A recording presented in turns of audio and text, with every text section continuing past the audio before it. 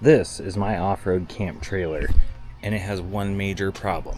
The tongue is too short, and I cannot open my tailgate on the Jeep or the Bronco when we're hauling it. I tried fixing that with a hitch extension, but that moved the leverage point back and actually bent the hitch down on my Jeep. So I've got a fix for it. We are going to extend the hitch with this piece of 2x3 eighth wall steel tube, which is the same exact material that this is made out of. I've already noted that it was 17 inches from here just to this random line that I made, so that after I cut this off, I can roughly remember where this was at. And the basic idea here, if you can see this line that I drew, I'm gonna cut out, make this so it's almost like a Z cut, and then we're gonna do the same thing to the end of this so that it correlates, and then these two pieces will they'll kind of nest together. Now I want the trailer to be the one on top so that the weight that it's exerting on it is pushing the joints together and not like this pulling them apart, if that makes sense. So anyway, I guess the first step, gotta cut these chain tabs off, lop this off. I think I want it roughly 2 feet longer than it was, and this is 4 feet, I think. I have a articulating hitch coming for this, like a lock and roll hitch, and I just need to see how long that is. I don't want to like predetermine the cut and then want to change it later. That's pretty close.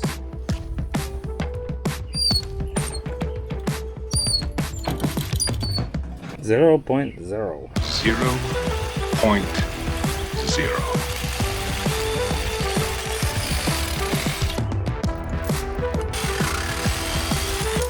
Well, I'm usually pretty much a surgeon with this thing, so. Wasn't lying when I told you guys I had a bunch of videos from over the summer that I hadn't got around to editing, and this is just the first of probably 6 or 8 of them, so enjoy. That's pretty decent. I pulled the wire back through just so I wouldn't cut it, and I'll just play the old coat hanger game to get it back through later.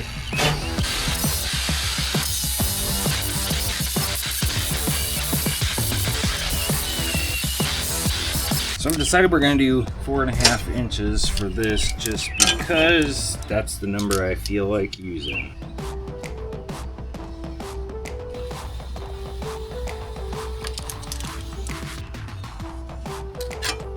So all this is going away.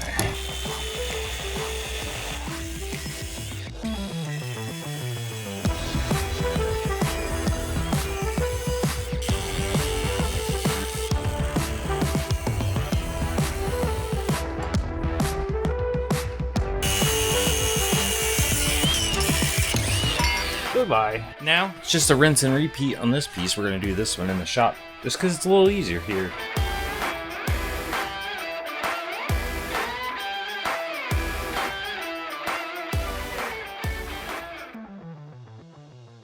I want to make this point loud and clear.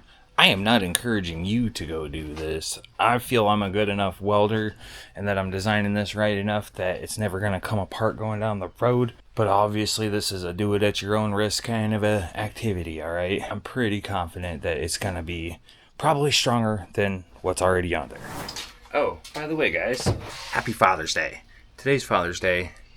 You might not see this video for like a whole month or more because I'm way behind, but if you're a dad, appreciate what you're doing, man, because I know it's hard work.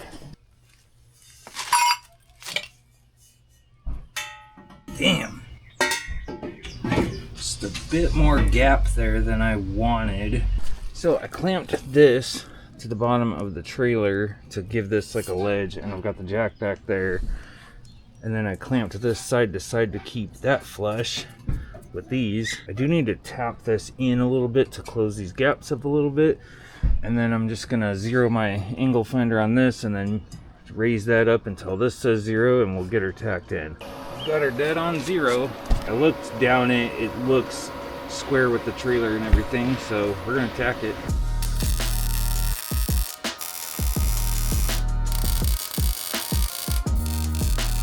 And we're still on 0.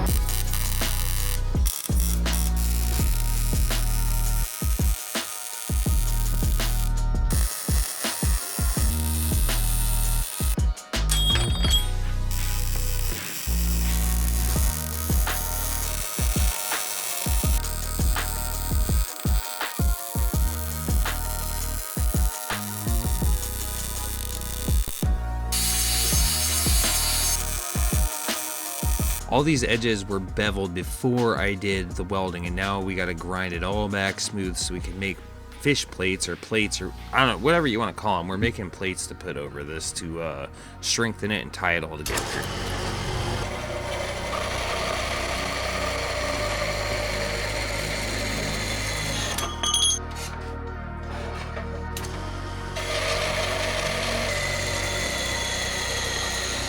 We're gonna do some fish plates for the side. I've got this 3/16 scrap. Now, I know they're not like a perfect diamond, they're kind of goofy, but the black line resembles the cut. Whatever, we're gonna cut these out and weld those on.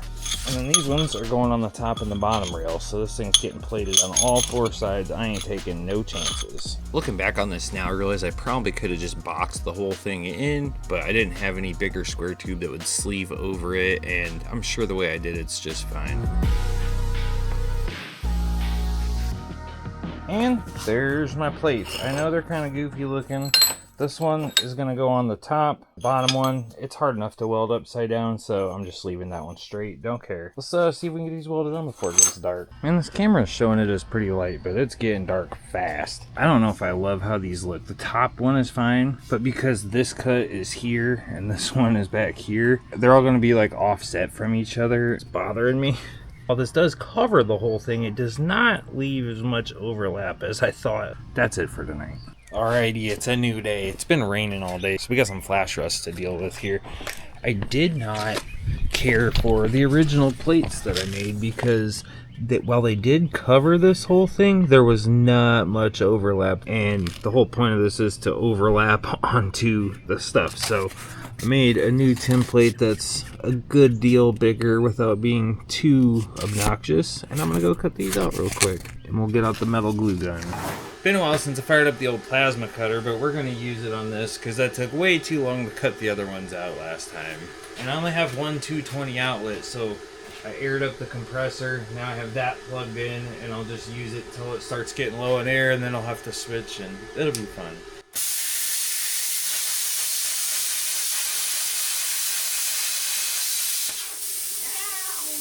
Going in my boot.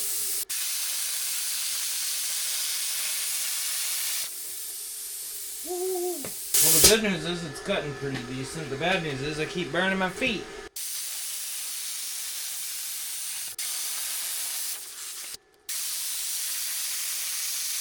So it's a good sign when it actually falls off the first time and you don't have to go back over it.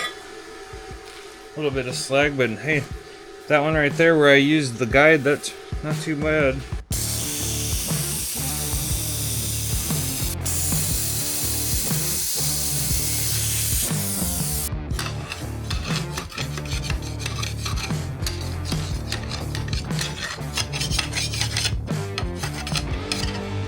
Could be better, could be worse.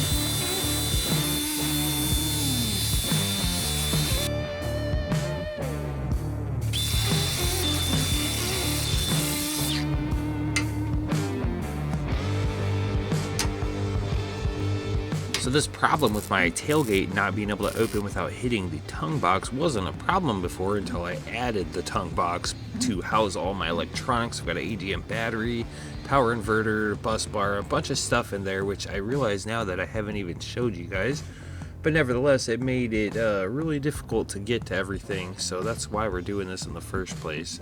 Well, it didn't turn out the best. I messed up some of these welds, but I went ahead and primered at least the section that was clean. This section has tons of rust, so we'll deal with that later. That's pretty well going to be it until my new hitch gets here, because that's when we're going to decide where it gets cut and all that stuff. And then once that's on, we'll decide where the jack's at and maybe put a coat of paint on this pig. Alright, I'm still waiting for that hitch to arrive. It's the next night, but one thing I can do is get this jack thing welded back on there. And I think my cut line's gonna be somewhere in this neighborhood. And I'm putting this here. I did not center it on the frame. It's a little lower, but I want the jack to sit as low as possible when it's there. I don't want it any higher than it has to be because I don't want the tailgate to hit that.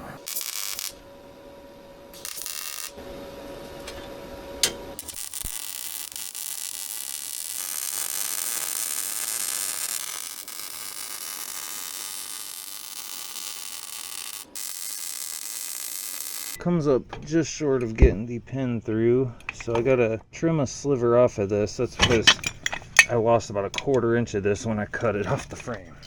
Okay, it's a new day and my hitch is here. Let me show it to you. This is the lock and roll hitch, and what makes this interesting is just it's got 3 axes. So this one's unlimited. The side to side is about 180 or just a little past, and then the up and down is way too much this way. This way it limits it right there, which I guess if you going over that much of a breakover, you probably got bigger problems. So the way this couples together is like that. So this is the trailer side. So once this is hooked up to the trailer, the only way to tow that trailer is with this piece. Now what we got to do, go hook this up to the Jeep and the Bronco, and we just got to pull a bunch of measurements for how far the tailgate swings open, how far we want it to be, and then how far, what the length from like where the pin is to where the end of this is, or where I want my cut line actually. Just a bunch of math, tape measuring, and boring stuff that I'm gonna do off camera. Now it is bolt on or weld on. Alright, so I'm gonna show you where I think this is gonna end up. Before I cut the old tongue off, sorry about the wind, I made this mark 17 inches from there, because that dot is where the center of the ball was. So that's where the tongue used to be. And my guess was that I wanted it 2 feet longer from that, which is this mark right here. So if I set this here and line that up, because that's the pivot between the vehicle and the trailer, then that would make just short of here my cut line would be that mark right there. So I'm gonna get out the tape measure and open the tailgates on the vehicles and do a bunch of measuring and stuff, but I think that's gonna be pretty close to where it ends up.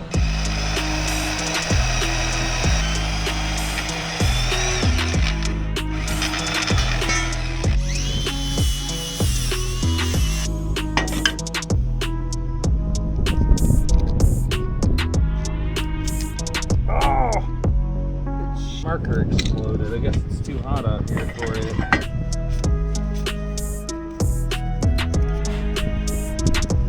So I think what we're gonna do, I think I'm just gonna only bolt it on for now until I do a test run and see if I like the length of it. Because if I want to shorten it, I don't want to have to cut welds.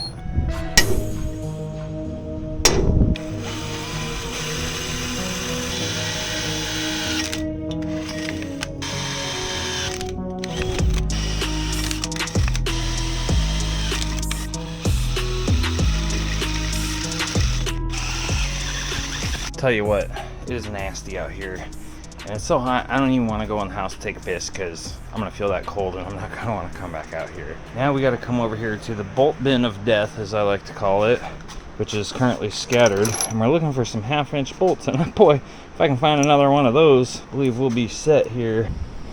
Oh, apparently I gotta hog these holes out, or they're bigger than half. Oh, they must.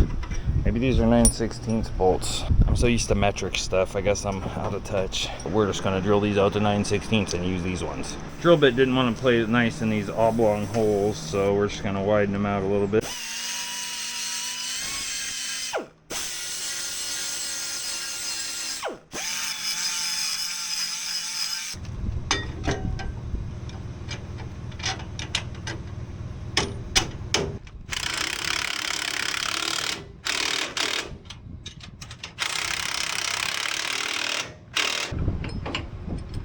There you have it.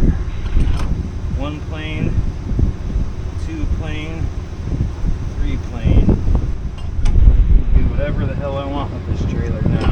So other than welding the chains on and doing the wiring, it's ready to test out. I'm not going to show you the wiring part just because whatever, it's boring. I'll show you what I'm going to use for it. Instead of extending those wires, they have these pretty heavy duty kits at Harbor Freight. Like, this is twice the thickness of normal trailer wiring, and these things are like $10 or something.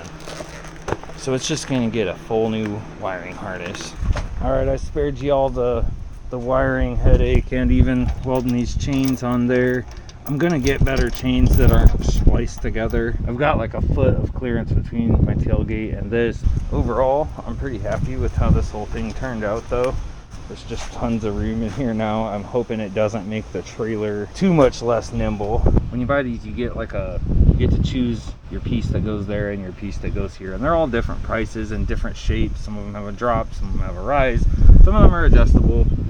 And I chose to go with the straight through one because after I did the lift on this, it was pretty well a straight shot, and it looks like it's pretty dialed right how it is. I was gonna weld a tab or something to jack this against so it doesn't rattle, but my thought on that is when the jacks flip down and we're at camp and I come to get something out of here, I don't want to bash my shin on a piece of metal that's sticking out. And I'm going to do some testing, and if I like the length that it is, then I'll go back and weld it in. Realized that I never really tested this on camera, so this is a clip from the first trip we took after extending the tongue, and you can see I can easily get in the tailgate and stuff, and it just worked out a whole lot better.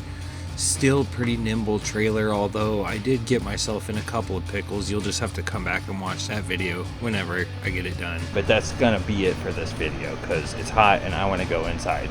See you next time.